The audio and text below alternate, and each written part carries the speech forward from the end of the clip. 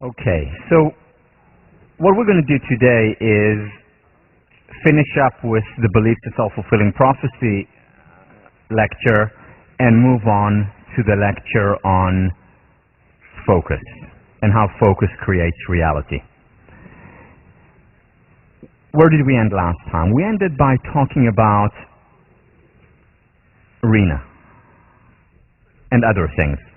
We talked about the model, the Dan Gilbert model, the Philip Brickman model, where after a failure or a success there is a spike up, spike down, but then we recover.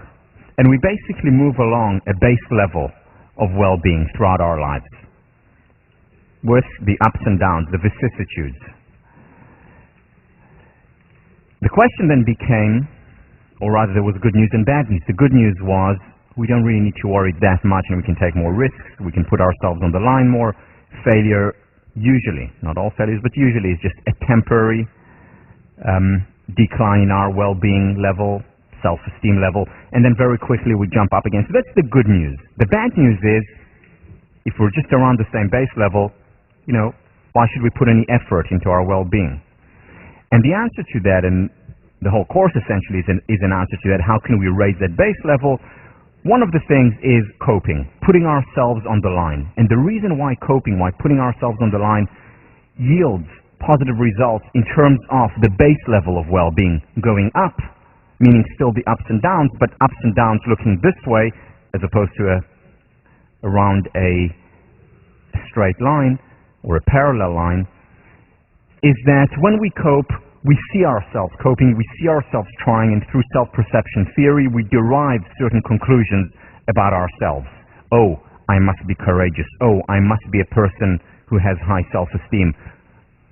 Oh, I must be a person who has a strong desire to succeed, and so on and so on. And then we derive conclusions about ourselves in the same way that we derive conclusions about other people. That is self-perception theory. The second reason is that once we start failing more often, we realize that actually it's not that bad. It's not what we make it out to be. The pain that in our minds we associate with failure is far greater than the actual pain of failure when that comes. Maybe not initially when it happens, but after a while. And then we recover again and we see, oh, I can deal with it. I must be a person with resilience. And finally, there is more success as a result of coping. Learn to fail or fail to learn. There is no other way to succeed. So what I want to move on to now and just finish up on is, how do we become more of an optimist? So we talked about the virtues. We talked about longevity. People who are optimistic actually live longer. We talked about higher levels of success, higher levels of happiness, more likely to overcome depression. People who are optimistic are 8 times less likely to be depressed. They're much more likely to be happy. And again, optimism as an interpretation style, not as a Pollyannish feel-good kind of approach. So how do we become more of an optimist? And I want to talk about 3 techniques. First is to take action, to just do it, to put ourselves on the line. Second, I'm going to talk about the power of imagination, visualization. Many of you are familiar with it, especially athletes, as a technique, so we'll talk about that technique. And finally, cognitive therapy, which, at least according to research, is the most successful, most effective therapeutic intervention out there today. So we'll talk about some of the basics and summarize those. So let me begin with action. This is based on research by Albert Bandura. You read about self-efficacy. His concept, basically the idea of having strong beliefs, and he just made it more academic, more scientific, and researched it for many years. And we talked about the many benefits of self-efficacy.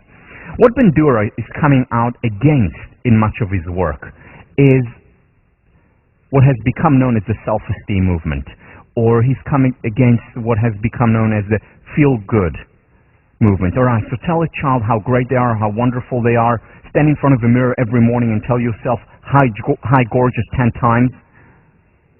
And then you'll be more successful, your self-esteem will be higher, and you'll be more gorgeous. It doesn't work. Believe me, it doesn't work. I've tried everything. The thing, though, is that very often it actually hurts in the long term.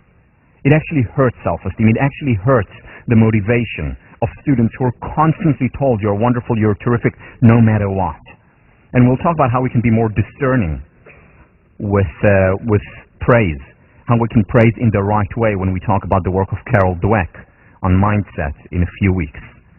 But in the meantime, what Bandura showed, what Carol Dweck showed, what many others showed, was that it's not enough.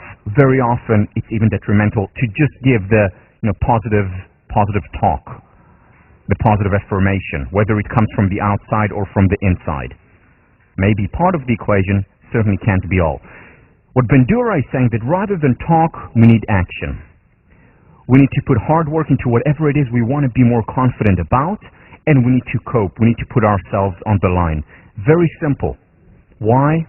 Because hard work and coping inevitably leads to success. More success, at least, than we had before when we didn't act and we didn't cope. So even if it's a little bit, that in and of itself contributes, that success contributes to our self-efficacy, to our self-confidence. And then that self-confidence in turn motivates us to work harder. We start to believe in ourselves more. Now, this is a very simple model. I mean, anyone, a 5-year-old could draw that model. However, think about the implications for our lives. Think about the implications for education. Do we just tell students constantly, you're terrific, you're wonderful, you're great? Or do we, like Marva Collins, make them actually work hard so that they succeed more, so that they see themselves, going back to self-perception theory, see themselves working hard, see themselves putting themselves on the line and coping and failing and getting up again? It works also in a similar way to our physical immune system.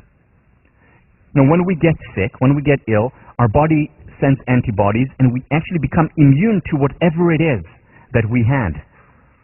So our body becomes immunized through failure. Same on the psychological level. Failure is underrated. One of the things that I wish for you, and I mean it genuinely, one of the things that I wish for you is that you fail more. I'm not saying it in jest, I really do. And coupled with that, I hope that when you fail, you will also learn to interpret it in a different way than most of us usually interpret failure. Because there is no other way to succeed. There is no other way for growth. It's an illusion that a life looks like this.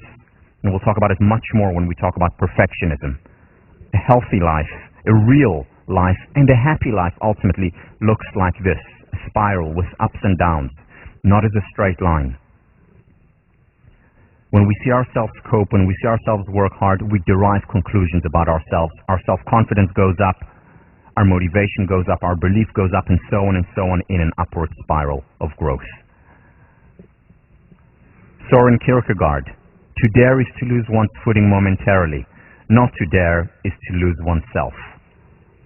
To lose one's footing temporarily is the failure that comes inevitably when we cope, when we try, when we have high expectations.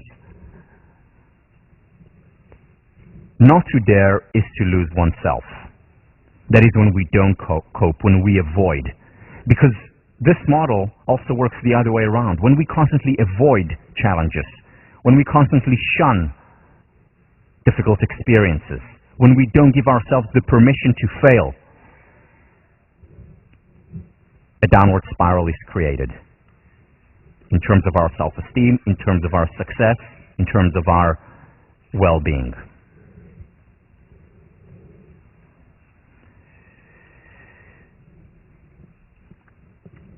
Second technique, imagining success. Now, there's one thing I want to share with you. I'm a little bit nervous about sharing it, but I'll do it anyway. Since we've opened up, I think especially last time was a real milestone in our relationship. So I'm going to tell you something, but please don't tell anyone. especially don't tell any of my clients or potential clients in the future. I get really nervous before lectures. I get very nervous. In fact, for me, whenever I stand in front of a large audience, there are butterflies in my stomach. And it's very difficult for me. When I talk about large audience, it's anything above 5. So this is a real challenge, and it's a real challenge when I talk to clients. And this has been a challenge since the day I decided that I wanted to be a teacher. And I decided that I wanted to be a teacher when I heard of Marva Collins. And I said, this is my calling. And here is what happened then. I said, how can I be a successful teacher, an effective teacher, if I get so nervous when I stand in front of an audience? And remember the 3 components of success, the secret of success. It was optimism, belief in oneself. It was passion, loving what you do, and it was hard work. So I had 2 of the 3 components. I worked extremely hard. In fact, my motto has become one that I got from Professor Richard Hackman, who was my thesis advisor as an undergrad here. And what he said, he's a phenomenal teacher, and what he says when he goes into a classroom is the following: prepare, prepare, prepare, and then be spontaneous. So I followed his advice. I read over my notes, I have all the notes written down, and then I can let go. So I prepare a lot. I have the hard work, not a problem. I have the passion. I love learning. It's the most important thing professionally in my life. But I lacked the third thing. I lacked optimism and I lacked confidence. And then I asked myself, so how can I raise this third component? Because it is an important component of well-being. Remember when the research on athletes, 56% of the variance is accounted for, success is accounted for by the sense of optimism or belief in yourself. Remember the John Kotter study, 20 years longitudinal looking at Harvard Business School graduates. One of the 2 components that differentiated the most successful from the rest, one of them was belief in themselves, confidence. It's an important component of success, and I lacked that. So what did I do? I went back and thought about what happened when I played squash, or what my coaches used to teach me, and that was visualization. And I started reading up on it, looking at the literature, and there's a lot of research on it. It actually started off centuries ago in religious practices. Was brought to athletics through Eastern European athletes who would imagine themselves, say, running around the track and then standing on the podium receiving the gold medal. And more psychologists started to implement it. Salespeople use it very effectively, seeing themselves actually striking the deal, going through with it, doing it, succeeding. And that made it much more likely to come true. The question is why? What's the mechanism behind visualization? Why is it so important? Why is it so good? Why is it so effective? Why is it being used so widely and successfully? And the answer goes back to the structure of our brains.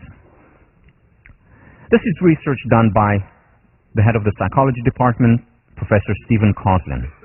What he shows was that when we see something, so let's say I'm looking at my hand right now, there are certain neurons in my brain that are firing, that actually take on the shape of this hand, my visual cortex, the back. Now, if I close my eyes and imagine that I'm looking at this hand, even if it's not there, if I imagine that I look at this hand, the exact same neurons are firing. In other words, my brain does not know the difference between the real thing and the imaginary thing. Which explains why dreams can be so vivid. Middle of the night, pitch dark, and you're dreaming about middle of the day, walking around the yard. Our imagination, at least for the brain, is no different than the real thing. Now, when I imagine success, what happens in a sense is that I'm creating a simulator for my mind. And I'm, in a sense, fooling my mind into thinking that this is the real thing. My mind doesn't know the difference between the two. Subconscious mind doesn't know the difference between the real thing and the imaginary thing.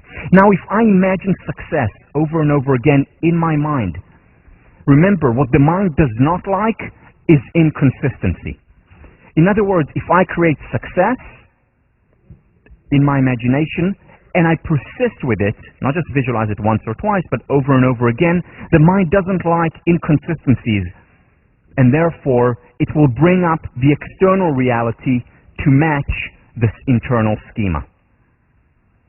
Why? Because the mind doesn't know the difference in the real thing and the imaginary thing. Just like Roger Bannister ran the 4-minute mile, and after that, what happened was that everyone had a different schema.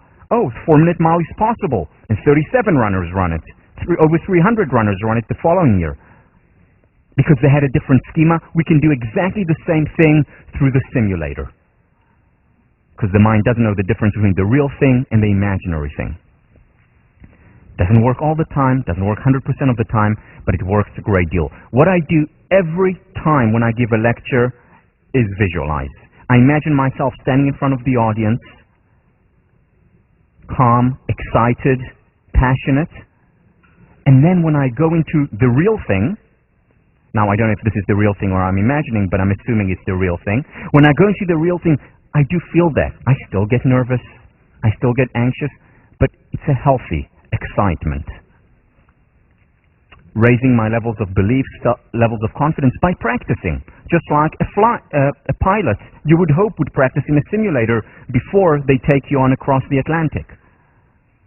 The mind as a simulator. This is why it works. The key here, this is a mistake that many people make, whether it's in athletics or whether it's in a lot of the self-help books that talk about visualization. The key is to focus not just on the destination. Shelley Taylor, UCLA, did this research where she divided students into two random groups. One student imagined themselves getting an A on the exam and imagined it over and over again. The second group imagined themselves getting an A, but also saw themselves work and persist in the library, prepare for it, and then get to that final A. The second group that imagined both the journey and the destination was much more successful, much better result in the exam. So visualize the journey as well as the destination. This is your response paper for this week. To visualize both your destination of getting there, your journey of getting there, as well as the destination itself.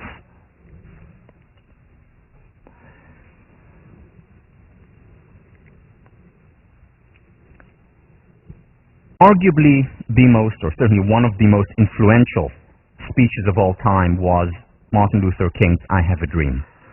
I've read this speech more than dozens of times. Why? Because beyond its beauty and its rhythm and its importance, it also captures what it means to create an image of success. Because this is what he did for this country and defined generations to come. So first of all, I want to read some excerpts from it. It is about visualizing a better future. I mean, he says it explicitly, doesn't hide it. He says, I have a dream. I say to you today, my friends, so even though we face the difficulties of today and tomorrow, I still have a dream. It is a dream deeply rooted in the American dream. This is all about imagination. But through the imagination, he created a better reality. Look at how he talks about the process. He doesn't talk just about the outcome. We want equality at the end. He talks about how we will get to this outcome. So let me read you a couple of excerpts. This is no time to engage in the luxury of cooling off or to take the tranquilizing drug of gradualism. How beautiful. I mean, what he's saying here is, let's not just sit around and wait and imagine that things will happen. Let's do something. Let's also have a process. And he says it explicitly. In the process of gaining our rightful place, we must not be guilty of wrongful deeds. So here he's talking about advice, of suggestions, advice, what we should and shouldn't do along the way. We must forever conduct our struggle on the high plane of dignity and discipline. We must not allow our creative protest to degenerate into physical violence. He's describing a process. Again and again, we must rise to the majestic heights of meeting physical force with soul force. Another thing that we need to do when we imagine success is to make it as real as possible by involving as many senses as we can. Why? Because the more senses we can imagine, the more our mind is fooled to believe that it's the real thing. Once again, Martin Luther King does this beautifully. Let me read you a few excerpts. We will not be satisfied until justice rolls down like waters and righteousness like a mighty stream. I mean, you can feel the water. You can feel that stream. You can see it. You can visualize it. Or, let us not seek to satisfy our thirst for freedom by drinking from the cup of bitterness and hatred. He's employing taste. Bitterness, equating it with hatred. People connect to it, making it real, concrete.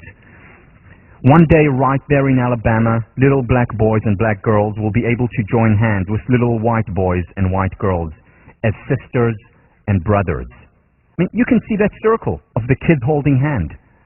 Again, making it real. You can visualize it. You see it. By the way, these are the characteristics of all great speeches. They're not abstract. Look at the great communicator, Ronald Reagan. Look at Kennedy.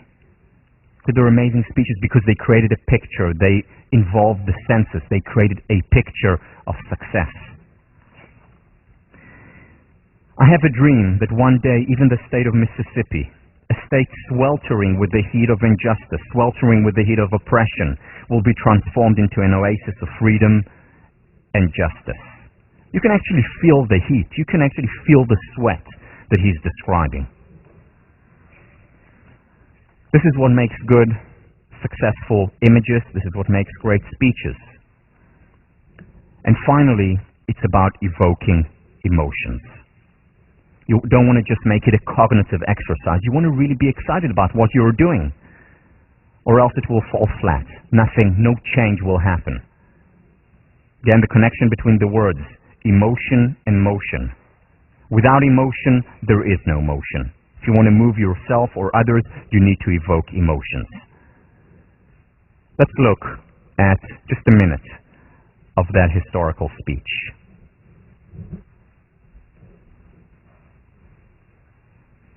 From every mountainside, let freedom ring, and if America is to be a great nation, this must become true. And so let freedom ring from the prodigious hilltops of New Hampshire. Let freedom ring from the mighty mountains of New York. Let freedom ring from the heightening Alleghanies of Pennsylvania. Let freedom ring from the snow-capped Rockies of Colorado. Let freedom ring from the curvaceous slopes of California. But not only that, let freedom ring from Stone Mountain of Georgia. Let freedom ring from Lookout Mountain of Tennessee. Let freedom ring from every hill and molehill of Mississippi, from every mountainside. Let freedom ring, and when this happens, when we allow freedom ring, when we let it ring from every village and every hamlet, from every state and every city, we will be able to speed up that day when all of God's children, black men and white men, Jews and Gentiles, Protestants and Catholics, will be able to join hands and sing in the words of the old Negro spiritual, free at last, free at last. Thank God Almighty, we are free at last.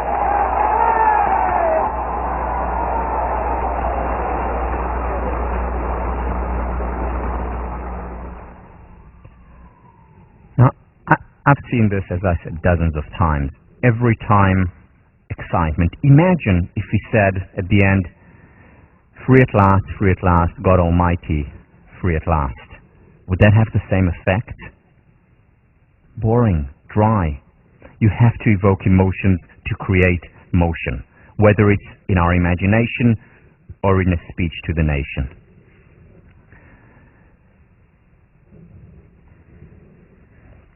Another technique that I'd like to talk about, the third technique. So the first one was work. Put yourself on the line. Cope. Invest. The second, use your imagination. Use the stimulator that you have right here. One of the most, if not the most powerful stimulator we know of. The third is cognitive therapy. Cognitive therapy has been used very successfully over the last over 40 years. Marty Seligman was one of the founders of the cognitive therapy approach. He studied with Beck, who was the official founder of this technique and this approach. And what cognitive therapy is about is the following. Its basic premise is that thoughts drive emotion. So, for example, there is an external event.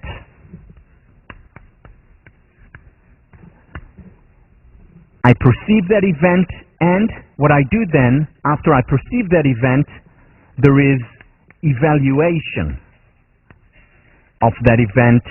In other words, a thought about that event.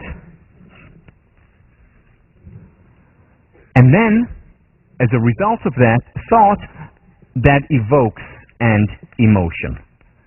So, for example, an event, a lion is running toward me. My evaluation, oh my God, he's going to eat me. The emotion, fear, and that of course leads to motion. Run away or stand up bravely and fight the lion. Or another one, I see an event, a gorgeous woman walking down the street. My evaluation, oh, it's my gorgeous wife. And the emotion, love. Event, evaluation, thought, emotion, and then that leads to action. What cognitive therapy says is that if we want to change emotions, whether it's of depression, whether it's of anxiety, where we need to intervene is here, is at the level of evaluation, at the level of thought. And if we can change that, we also change our emotion. Specifically, what cognitive therapy is saying is that we need to restore a sense of rationality. We need to restore the real. It's certainly not saying, let's say I have a very important tryout coming up, and I get nervous. Cognitive therapy is not saying stop feeling nervous, let's change your evaluation or your thoughts, because that's natural. Or I stand in front of a lion. It's natural, it's important, it's healthy to experience fear. But what it is saying is that sometimes our thoughts are irrational, and we mentioned it last time. For example, I don't do well on one test, and immediately I classify myself as stupid, or the fact that I will never succeed in tests again. Or, I ask someone out and he says no, and suddenly nobody wants me. That event led to an irrational thought, irrational evaluation of the situation. It was just once, it was temporary.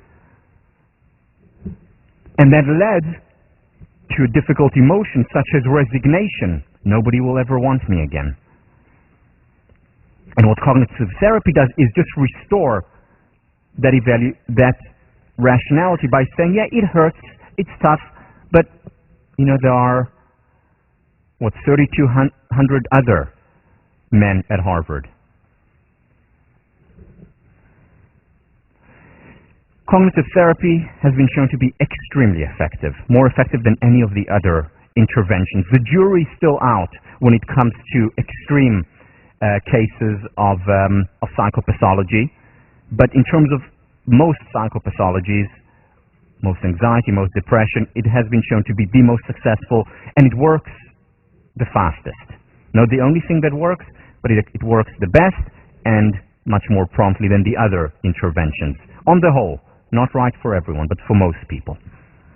And finally, and this is the important thing, we can learn it. So we talked about, the 5-year Cambridge Somerville study that failed. Well, Karen Rybich teaches these cognitive skills in a 2-week program. And that 2-week program helps kids in inner cities, at-risk population, reduce the likelihood of falling into the trap of depression, of drug abuse, increases the likelihood of well-being and success in the long term, just as a result of 2 weeks teaching them cognitive therapy or these techniques. So it's an acquired skill, and this is the important thing about it. That does not mean it's easy. It doesn't mean you're just going to hear a lecture now. For the next 10 minutes, I'm going to describe some of the ideas, and that's going to change your life. You need to apply it, and you are going to apply it in the next two classes, but you need to do more than that. So let me share with you a summary of cognitive therapy, and the 3 M's, it's my acronym, and what I did there was put together essentially the work of Karen Rivich, whom I just mentioned, the work of Marty Seligman, the work of Aaron Beck, Seligman's teacher, and the work of David Burns. Some of you may have heard of him, the Feeling Good Handbook, who was also a student of Aaron Beck. So this is putting together their work into 3 M's, subdivided each one into two suggestions. They're interconnected, as you will see. It's not a very clear distinction.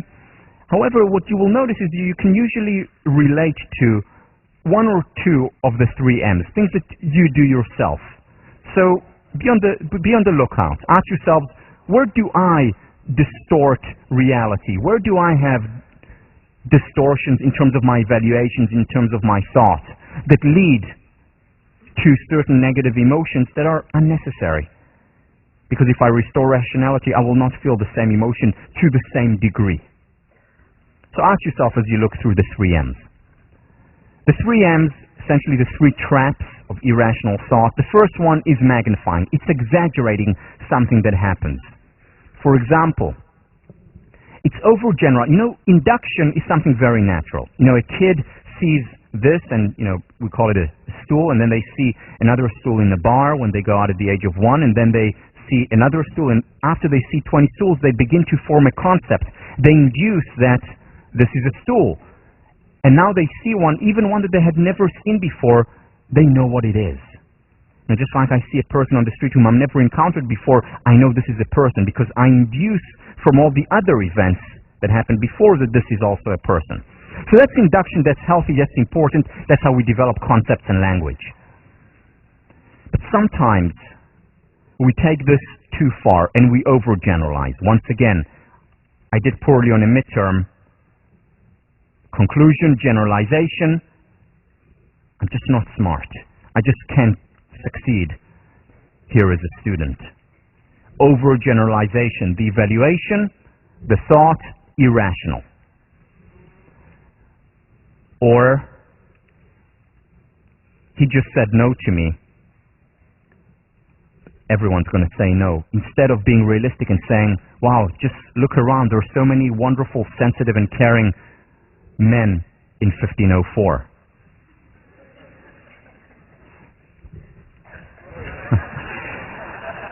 So, another thing, and this is something we'll talk about a lot, the all or nothing approach. The all or nothing, we'll talk about it when we talk about perfectionism. It's catastrophizing failure, not seeing failure as an opportunity, as a stepping stone, but seeing it as the end of the world. I got a B as a freshman, now I'm going to be homeless and not find a job ever. All or nothing, either straight A's or complete failure. And we'll talk about that a lot, because that is one of the key elements that prevents us from trying, from coping, from putting ourselves on the line. The other side of it, which is actually the other side of the same coin, is minimizing. This is something that I do very often. This is my trap that I still have to be aware of and I still think about today, even though I became aware of it years ago. Only now I catch myself doing it much more promptly. So the first idea of minimizing is what Karen Rivich calls tunnel vision. What is tunnel vision? For example, let's say I have 620 students in my class. And out of the 620 students, 618 are engaged in the material. One is looking at the ceiling, at the lights, and another one out of the 620 students is asleep. Tunnel vision is when I focus on that one person who is asleep, and I say to myself, wow, I'm giving boring, sleep-inducing lectures. Or the other way around. I have 620 students. 618 are asleep. One is looking around, and one is going, whoa, whoa.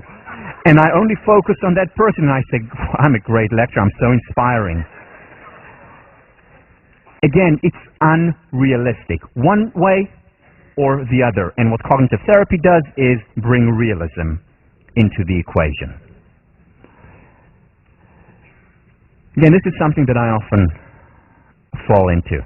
And just recently, I fell into this. And it happened, I know many of you saw the Jon Stewart show. So what happened in the Jon Stewart show, he was so fast, way too fast for me. I felt like I was, 2 questions behind, still contemplating and thinking and saying, well, this could be interesting research, John. And he was already, 10 steps ahead.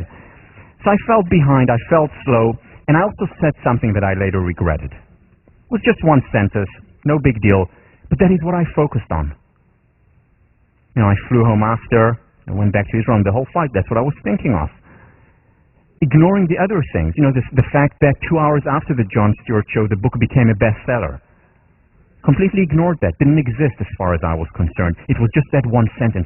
How could I say it? Why didn't I prepare for it better? And so on. And then I suddenly say, hey, wait a minute. Tunnel vision. And I zoomed out. I looked at the bigger picture. And then I said, okay, so I said something that I regret. Big deal. It's a comedy. It's fun. So many people, so many of you friends have watched and enjoyed it. It was a great opportunity. And I looked at the bigger picture, gave myself the permission to be human, to regret it, but then overall could see it in a much more rational light than before. So again, as I said, I still apply, I still use these ideas. In the past, it would take me months to get over this one sentence. Whereas now, zoom out, evaluation, thought, irrational, and recover much more promptly. Dismissal of positives or negatives. So the person who has tunnel vision doesn't see the other 618 people who are engaged or asleep.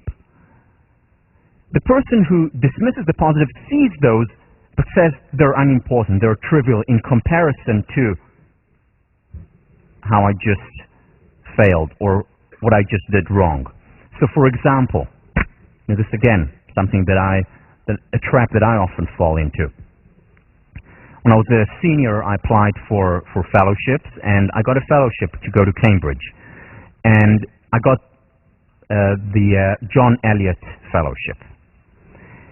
And there are 4 fellowships that go to Cambridge. It's the John Eliot, it's the Fisk, and one other, Pembroke, and then there is the John Harvard Fellowship. So I got the John Eliot, one of the 4. Immediately when I got it, I knew that I got it, obviously. It wasn't that I was ignoring it. But I said, why didn't I get the John Harvard Fellowship? Now, there's no difference between them except for the name. But that's immediately where my mind went to. And that was a very important experience for me because I said, wow, look at you. And that's when I started to recognize the importance and the power of our evaluation and how that can determine and even ruin what should have been a celebration. But once we recognize it, once we understand it, we can dispute it. We can challenge it. We can reframe it and see the positive as well. Again, all it's saying, cognitive therapy, is let's be real. Making up or fabricating, the third M. This is when we create something ex nihilo, from nothing. So for example, we personalize it or we blame. We see this very often, with people who are abused. So an abused wife would very often say, it's my doing, it's my fault, I'm not behaving appropriately. Instead of rationally saying, this guy is abusive, I'm out of here. That's irrational personalization. It can also be the other way around. I just did poorly on an exam and I blame my boyfriend or girlfriend for it. That's also unrealistic. I need to take responsibility. Again, remember Nathaniel Branden, no one is coming. Take responsibility rather than blame. One of the key ideas that Marva Collins communicates to her students. So again, it's not going to the personalization, over-personalizing or over-blaming. It's being real.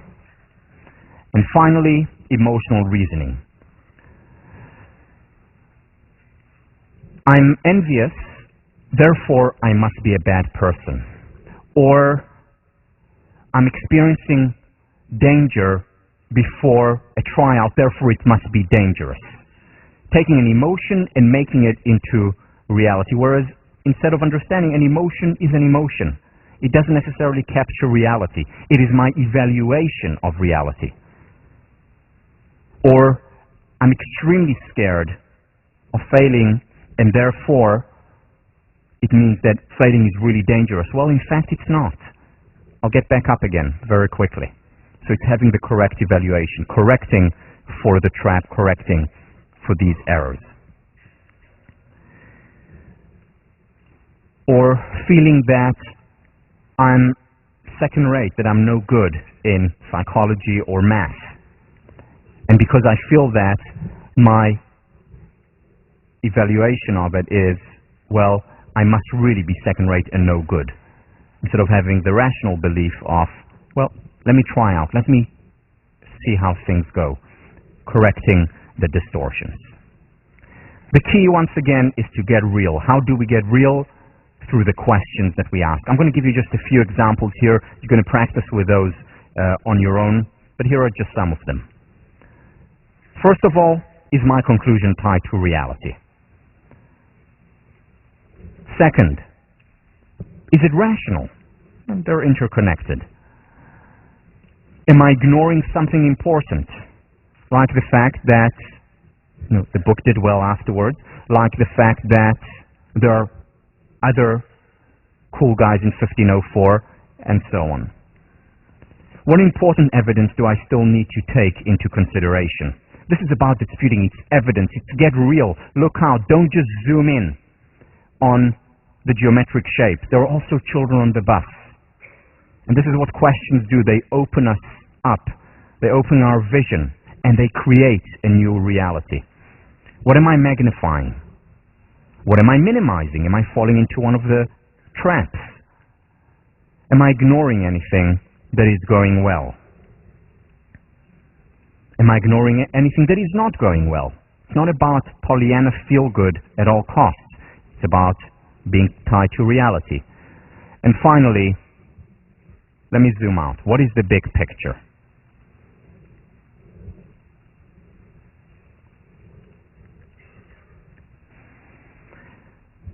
To conclude,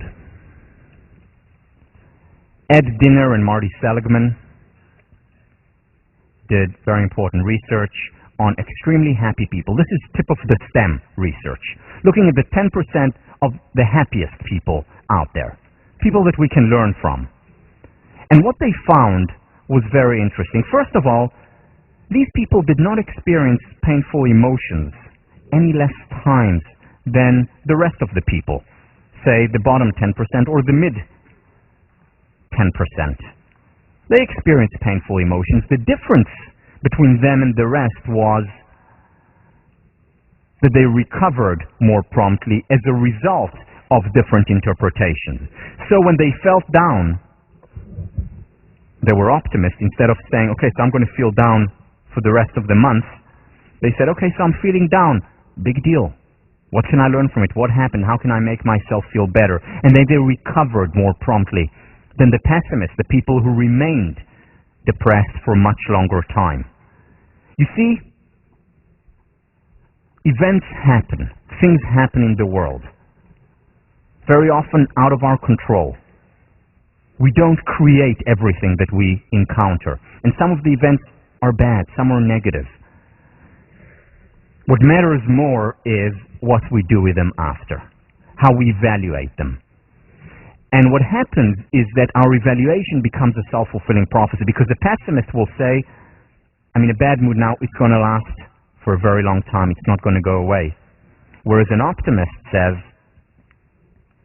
it's temporary, it's going to go away. And beliefs are self-fulfilling prophecies. If I believe that it will last for 6 months, it's much more likely, not necessarily, but it's much more likely to last for 6 months than if I say, that too shall pass. And what we do with our beliefs is we create a downward spiral of depression, unhappiness, sadness, or an upward spiral, capitalizing on positive emotions and having more and more of them. What Barbara Fredrickson talks about, the broaden and build phenomenon. A lot of it is up to us.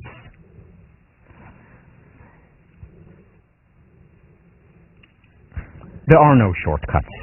There are no easy steps to well-being, to success, to high levels of belief in ourselves. It takes work, it takes effort, whether it's work visualizing, whether it's hard work and coping, or whether it's work learning to dispute irrational thoughts.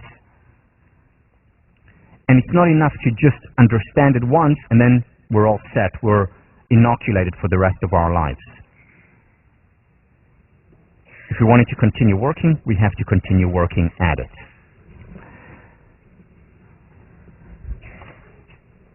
Let me move on.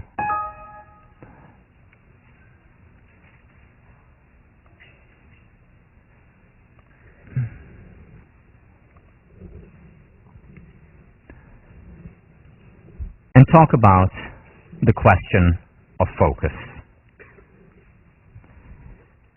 Because just like if we focus on specific element of an event or not makes a difference, it applies on the macro level to our entire life. What I'm going to do now is elaborate, go at higher level of the spiral of understanding and learning of something that we've talked about time and again. Ed Diener, who is also, whom I just mentioned his research, he's also the first president of the International Positive Psychology Association. He's from Illinois. After years of research, concludes, it appears that the way people perceive the world is much more important to happiness than objective circumstances. Now, if you think about it, that makes a lot of sense. We know a lot of people who seemingly have everything, whether it's wealth, whether it's wonderful friends and family, all their dreams have come true, and they're still miserable, where there are people who have very little, who have experienced hardship after hardship, and who never cease to celebrate life. Then there are people who have everything going for them and really appreciate it, don't take it for granted, and are happy. And then there are people who don't have much and never cease to complain. In other words, it's not just the external that matters. What matters more is the internal. Happiness is not contingent on our status or the state of our bank account. It's much more dependent on our state of mind, on what we choose to focus on. Because our emotions are determined by external circumstances as well as internal. Interpretation matters. So, for example, look at what Edison did. 5,000 failures to the external observer. For him, the evaluation was very different. The internal evaluation, the subjective evaluation, it was 5,000 times where I showed what doesn't work. And it's up to us to decide where we focus. Do we celebrate successes or take it for granted? Do we perceive failures and hardships as a disaster or as an opportunity for growth? Emerson, to different minds, the same world is a hell and a heaven. And Shakespeare, nothing is good or bad, but thinking makes it so. Now, I don't 100% agree with Shakespeare, but he is to a great extent right. A person in Darfur is living in hell. And it's very difficult to reframe and to derive and to look at the positive in that situation. Same for a person living in a concentration camp.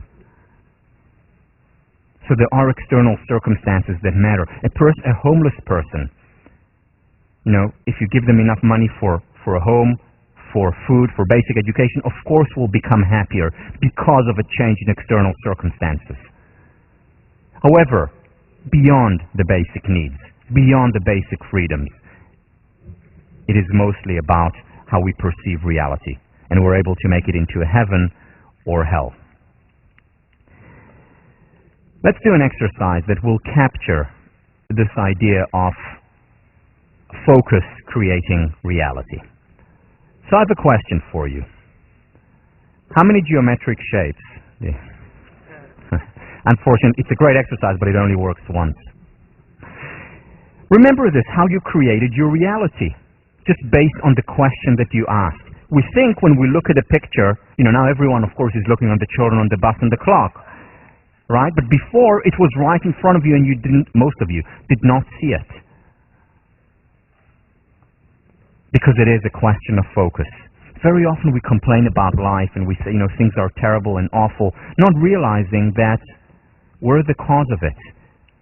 Either by imagining it and then beliefs become self-fulfilling prophecies, or because we just focus on what is not working. And once again, this does not mean that there are no objective, terrible circumstances out there. But to a great extent, we co-create our reality. Now, one of the students who was in 1504 2 years ago recommended this book to me, Way of the Peaceful Warrior. And it's a wonderful book. I just started reading it. And there's a movie on it, right? I just started reading it yesterday, and I came across this, coincidentally, this parable. So I want to read it to you. It's a story that Dan Millman, the author, tells. I met him on a construction site in the Midwest. When the lunch whistle blew, all the workers would sit down together to eat. And every day, Sam would open his lunch pail and start to complain. Son of a gun, he'd cry. Not peanut butter and jelly sandwich again. I hate peanut butter and jelly. He whined about his peanut butter and jelly sandwiches day after day after day, until one of the guys on the work crew finally said, Sam, if you hate peanut butter and jelly so much, why don't you just tell your old lady to make you something different? What do you mean, my old lady? Sam replied. I'm not married. I make my own sandwiches. Now, very often we make our own sandwiches and we don't even notice it. Because the questions that we ask determine our reality. A peanut butter sandwich, or geometric shapes, or children on the bus, or salami, whatever it is. We very often create our own reality.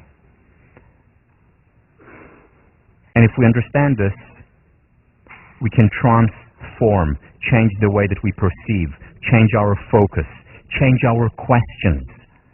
Whether it's questions disputing irrational evaluations, whether it's questions focusing on the positive. And the questions create a new reality. There are essentially two archetypes that I'd like to discuss here. Two archetypes that capture, in many ways, how we can cognitively reconstruct and hence create our reality. The two archetypes are the benefit finder and the fault finder. First of all, the fault finder. The fault finder is a person who always focuses on things that don't work, on the peanut butter and jelly, on things that are not going well, on problems in the relationships, on problem in him or herself, problems with the job, the consummate complainer. Now, we all exist on the continuum of between extreme fault finding and extreme benefit finding. There's no one who is all the way on the extreme this way or that way. Everyone is on somewhere on the continuum, and what I'm going to argue for is to move a little bit more from the fault finding toward the benefit finding, because there are many benefits to it that I'll discuss later. The fault finder, I got the name from the work of Henry David Thoreau. The fault finder will find faults even in paradise. The extreme fault finder experiences resignation, learned helplessness. Why? Because he or she begins to really believe that the terrible reality is very much out there, independent of what he or she thinks, not recognizing that they create that reality. They begin to believe that no matter what they do, no matter what job they find, they have a terrible boss. No matter what partner they have, they're always awful and inconsiderate. No matter what restaurant they go to, the service is always awful. And they always keep on getting the same peanut butter and jelly sandwich that they made for themselves. And they resigned to the reality, and that becomes a self-fulfilling prophecy, of course, their existence. A fault finder makes lemonade out of lemons. Makes lemon out of lemonade. The benefit finder, research Julian Bauer, now at UCLA. The benefit finder is the opposite, focuses on what works. The benefit finder looks on the bright side of life, finds the silver lining in a dark cloud, makes lemonade out of lemons, and doesn't fault an instructor for using too many cliches.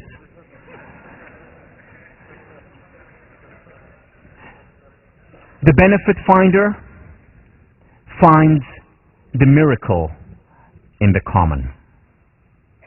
Ralph Waldo Emerson, a consummate benefit finder, focusing on the positive and what works.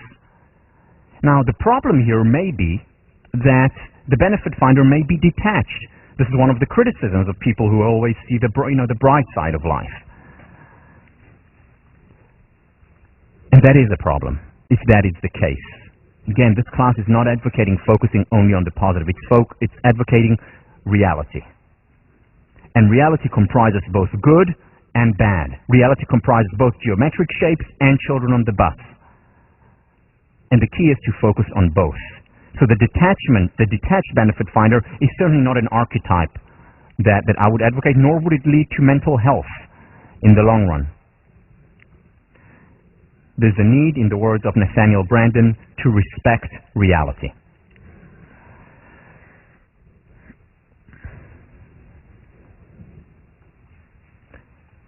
We don't create reality simply by the focus. However, we are co-creators. Let me read you extensively from William James. Now, however fixed these elements of reality may be, we still have a certain freedom in our dealings with them.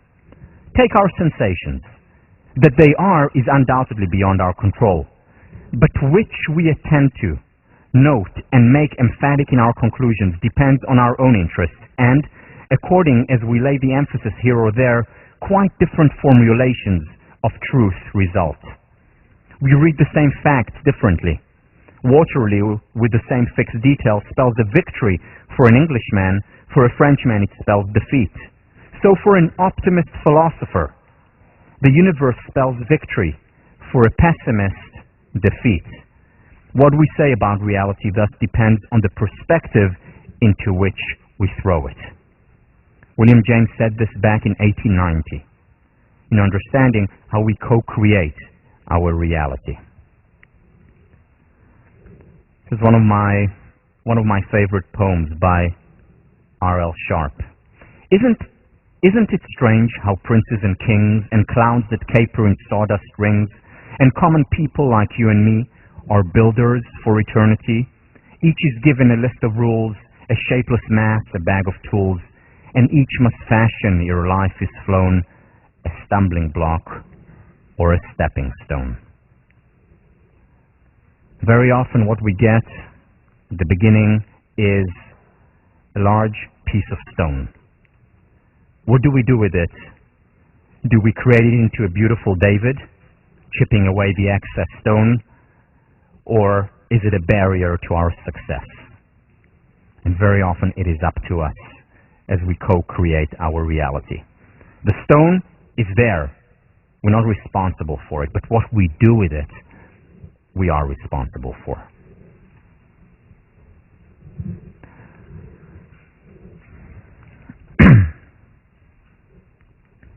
Cognitive reconstruction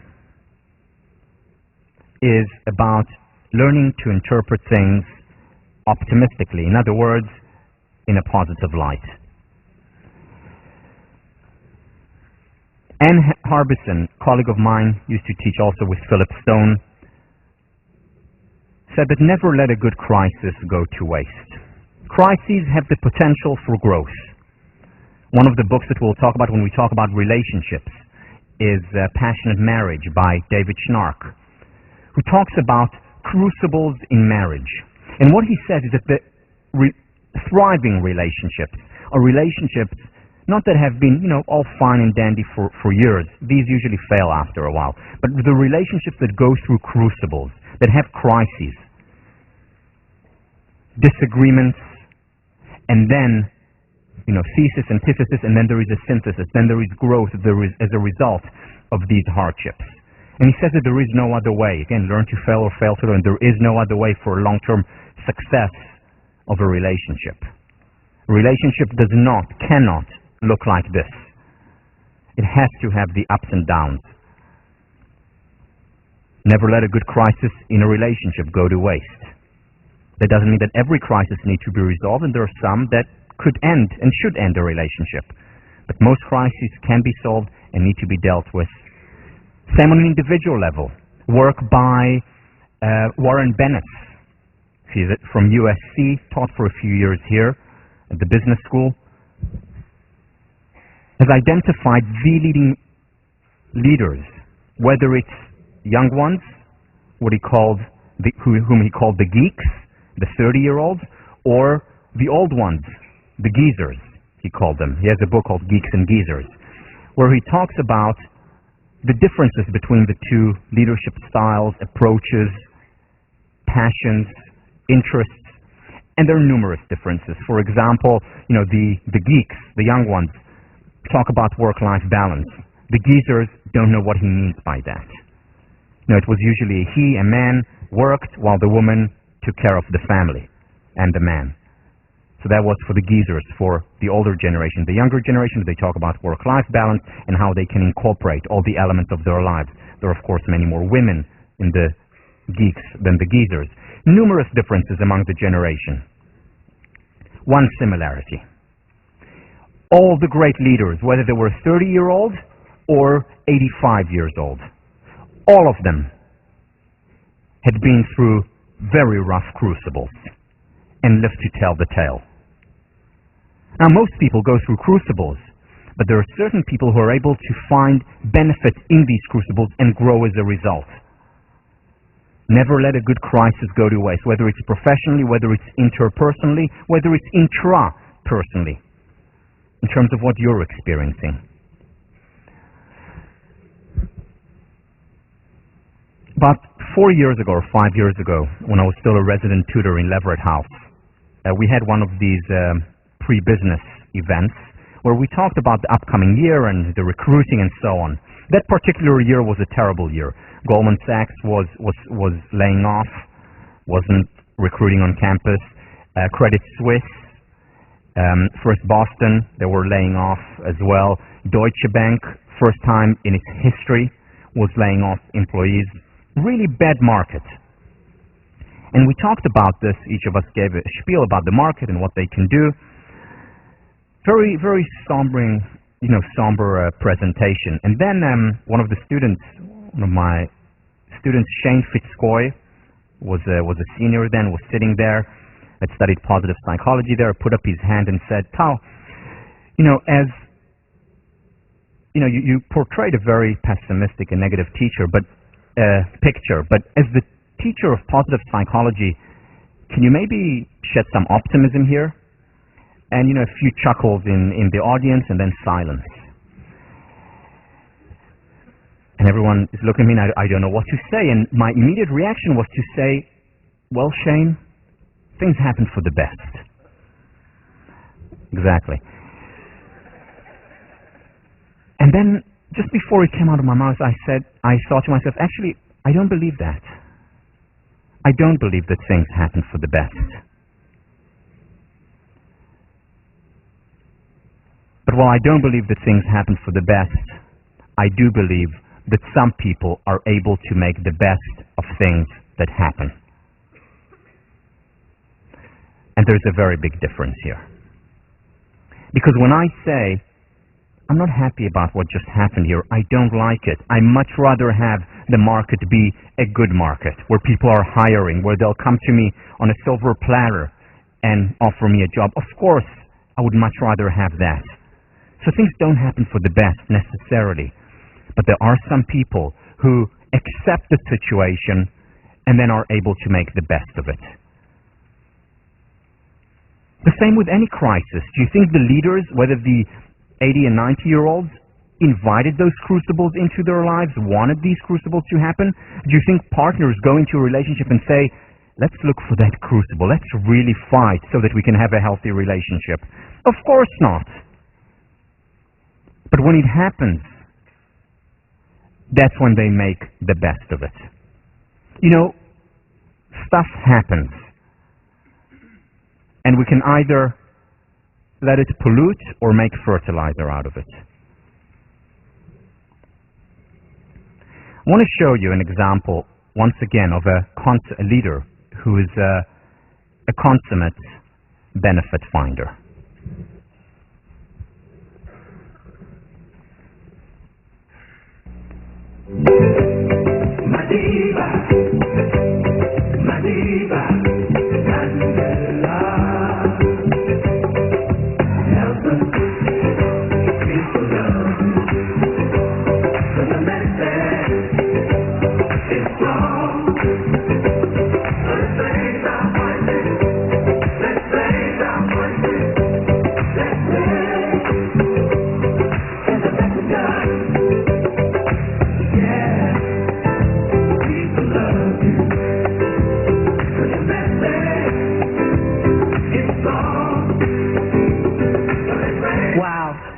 To be talking with Nelson Mandela, the former president of South Africa, whose unshakable courage, his faith and integrity have inspired millions to see what is possible in their own lives. I've had the pleasure, the honor of meeting Mr. Mandela on a couple of occasions before, and I will tell you, to be in his presence is really, to be in your presence is like being in the presence of royalty and grace at the same time. I wonder, how does a man spend 27 years in prison, put there by an oppressor, and come out of that experience with not a heart of stone, not a cold heart, but a heart that is willing to forgive and embrace? I remember talking to you one night over dinner, and you had said to me that our hatred for the oppressor was so intense we did not see the value of talking to him. So at what point did you see the value of letting go of the hatred and begin the process of talking? Well, let me say first that it's a great tragedy to spend the best of your life in prison. But although it looks ironical, there are advantages in that. If I had not been to prison, I would not have been able to achieve the most difficult task in life, and that is changing yourself. I would not have had that opportunity. I had that opportunity because in prison you have what we don't have in our work outside prison. The opportunity to sit down and think, which is an important part. Did you need 27 years of it, though? You could have taken a few days, a week, a vacation. Did you need 27 years?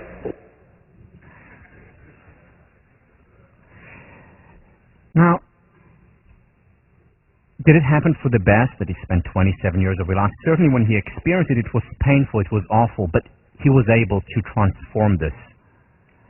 And to even in that situation to see the positive. And when we transformed it, those who know the history of what happened to him, when he started to look at the positive even there, at the opportunities in prison, when he changed his mindset, in other words, not the external circumstances actually began to change.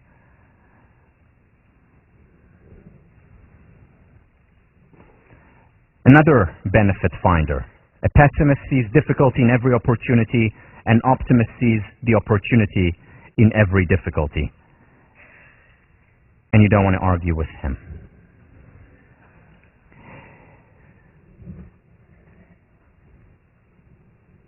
I want to end by telling you a story, personal story, about my experiences throughout the year. Some biographical details, some things that I think most of you do not know. And I'm going to tell it to you first from the perspective of the fault finder. I have a mild case of ADD. It makes things very difficult for me. It's difficult for me to focus, my mind wanders often, and I really struggle with it constantly. When I was in high school, I really wanted to get into a lucrative program in mathematics. Didn't pass the entry exam. Very disappointed. Didn't make it. Becoming a professional squash player was a dream for me since the age of 11. That's the thing that I thought about constantly. That was the most important thing for me at the time. I wanted to be a professional player. At the age of 20, I was about to complete my military service in Israel and got injured on the squash court and pulled a muscle in my back. And the doctor gave me an option of being operated on, which was a big risk, or giving up my professional career. I chose to give up my professional career, a dream that I had from a very young age. It was a real blow.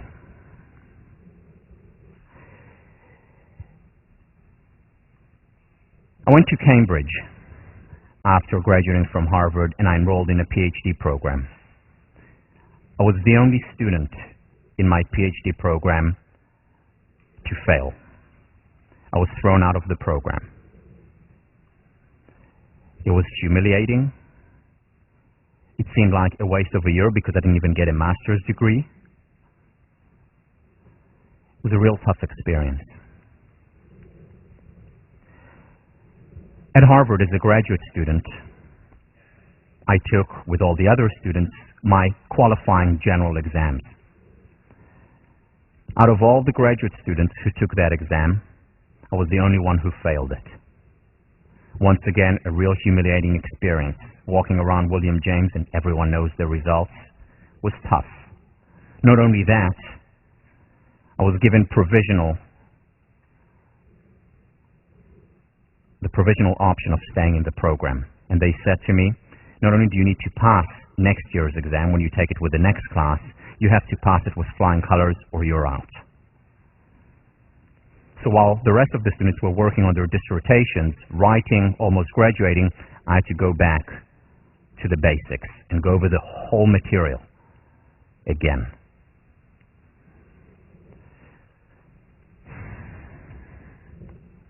God, I am so unlucky.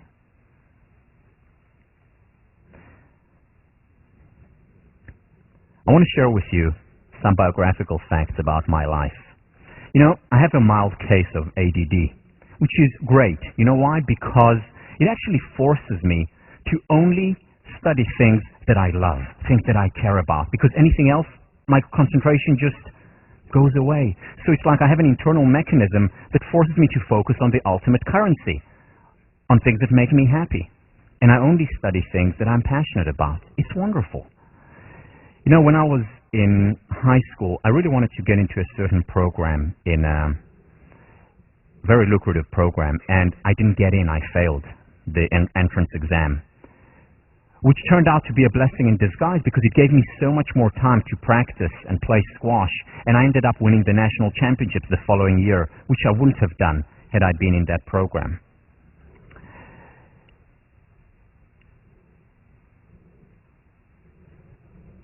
When I was at the University of Cambridge, I was in a PhD program, and I was the only one in my class, and as far as I know, the only one in years to be thrown out of the program. And it was actually a very important experience. You know, I got out of Harvard, I was arrogant, I thought I was holier than thou, and this was a real humbling experience that was especially important for me because the next year I went to work in Asia. And there, the worst thing that I could do was to be arrogant. So this humbling experience actually helped me a great deal in my future career, as well as helped me put things in perspective. When I came to Harvard, I was the only one in my program to fail the general qualifying exams. It was a hard blow, it was difficult, but it turned out to be a very good experience. You know why? Because I had to study the exact same material and these huge books and articles all over again and know them not just at the basic level. I had to know them extremely well because there was the condition that the professors gave for me staying in the program. And it was so good because I learned the material so well that I know social psychology today probably better than anyone I know. And that helps me a great deal. It helped me a great deal in putting together this course, 1504. And there is no place I would rather be than here. God, I am so lucky.